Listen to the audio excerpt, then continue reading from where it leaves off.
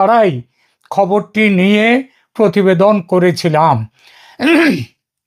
তবে এই সম্পর্কে আরও পাকা খবর পেতে এবং কেন শেখ হাসিনা এতটা নিশ্চিতভাবে তার দেশে ফেরার কথা বলছেন সেটা আমার সূত্র জানতেন না। সেটা নিয়ে খোঁজ খবর করা অব্যাহত ছিল আমার। আর সেই পাকা খবর এলো বা এই যাচাইয়ের কাজটি হয়ে গেল গত 27 জানুয়ারি।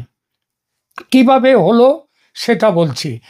আপনাদের হয়তো মনে আছে ভারতের এবারে রিপাবলিক ডে সেলিব্রেশন অনুষ্ঠানে প্রধান অতিথি হয়ে এসেছিলেন ইউরোপীয় ইউনিয়নের 2 কর্তা ব্যক্তি।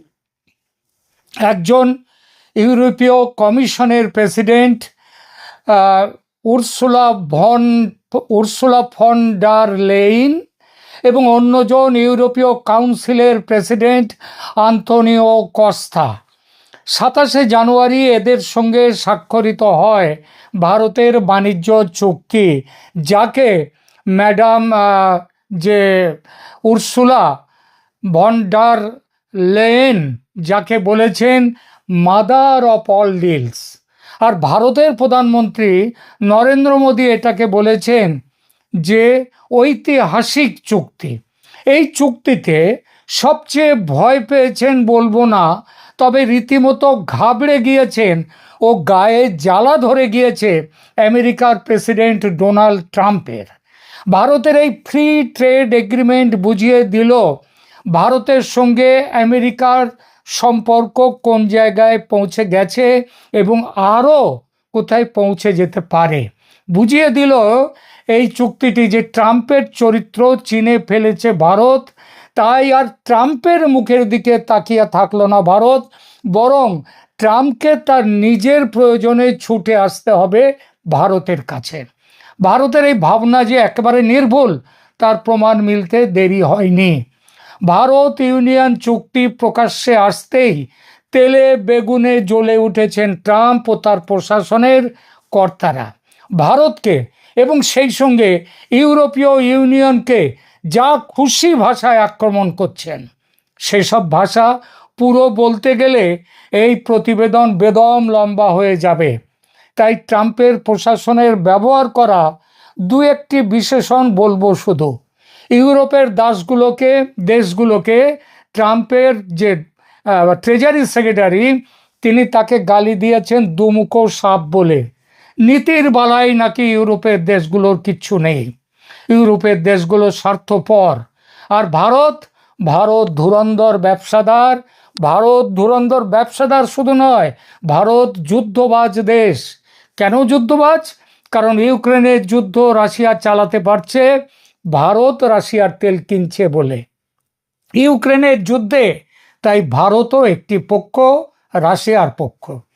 আসলে আমেরিকা চেয়েছিল বাণিজ্য শুল্ক চাপিয়ে ভারতকে চাপে ফেলে নিজের বশে রাখবে, কিন্তু ভারত ইউরোপীয় ইউনিয়নের সঙ্গে এই চুক্তি করে আমেরিকার ভারতের যে রপ্তানি বাণিজ্য সেটাকে মোটামুটি গুরুত্বহীন করে দিল। কারণ ইউরোপের 27টা দেশ মিলে সেখানে যত ভারতের জিনিস রপ্তানি হয় তা আমেরিকার থেকেও অনেক বেশি। এই চুক্তি সই হওয়ার সঙ্গে সঙ্গে আমেরিকার বাণিজ্য প্রতিনিধি দল একেবারে যাকে বলে নাওয়া খাওয়া ফেলে ছুটে এসেছে ভারতে। তারা ঘোষণা দিয়েছে যে শুল্ক নিয়ে ভারতের সঙ্গে নাকি আর কোনো বকেয়া বিষয় নেই, সব ফাইনাল। এখন যে কোনো দিন নাকি চুক্তি সই হয়ে যেতে পারে। আপনার মনে আছে কয়েকদিন আগে এই ট্রাম্প বলেছিলেন ভারতের ওপরে 500% শুল্ক লাগাবে। আর এখন কি করছে? এখন তারা আমেরিকা চাইছে দ্রুত ভারতের সাথে শুল্ক চুক্তি স্বাক্ষর হয়ে যাক। কিন্তু ভারত এবার সুযোগ বুঝে খুব একটা তাড়াহুড়ো করতে চাইছে না। বলছে এত তাড়া কিসের, ধীরে সুস্থে হোক না।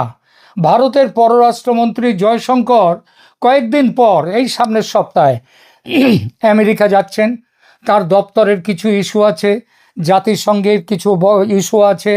আর ভারত বলছে তিনি সফর সেরে দেশে ফেরার পর তারপর বাণিজ্য চুক্তি নিয়ে চূড়ান্ত করার কথা ভাববে ভারত। ভারতের এই যে অবস্থান, এতে স্পষ্টত বাণিজ্যের সঙ্গে পররাষ্ট্র নীতিকেও জুড়ে নিয়েছে ভারত। ট্রাম্পের অস্ত্র ফিরিয়ে দিচ্ছে ট্রাম্পকে, এটা ট্রাম্পের প্রাপ্য। অতি চালাকের গলায় দড়ি, একটা কথা আছে না, তাই হয়েছে ট্রাম্পের। পৃথিবীর কোথাও তার এখন প্রায় ঠাঁই নেই। হ্যাঁ, অবশ্য পাকিস্তানে আছে, আর বাংলাদেশে ইউনুসের কাছে আছে, আরও দু এক জায়গায় ছোটোখাটো থাকতেই পারে। প্রেসিডেন্ট ট্রাম্প তার নিজের তো বটেই, আমেরিকার মান সম্মান নষ্ট করেছেন সারা পৃথিবীতে। ইউরোপের দেশগুলো মানে কেউ তাকে বিশ্বাস করে না ট্রাম্পকে। আজ এক কথা বলছে ট্রাম্প, তো কাল অন্য কথা। ইউরোপের দেশগুলোর সঙ্গে বাণিজ্য চুক্তি করার পরও ট্রাম্প নিত্য নতুন শুল্ক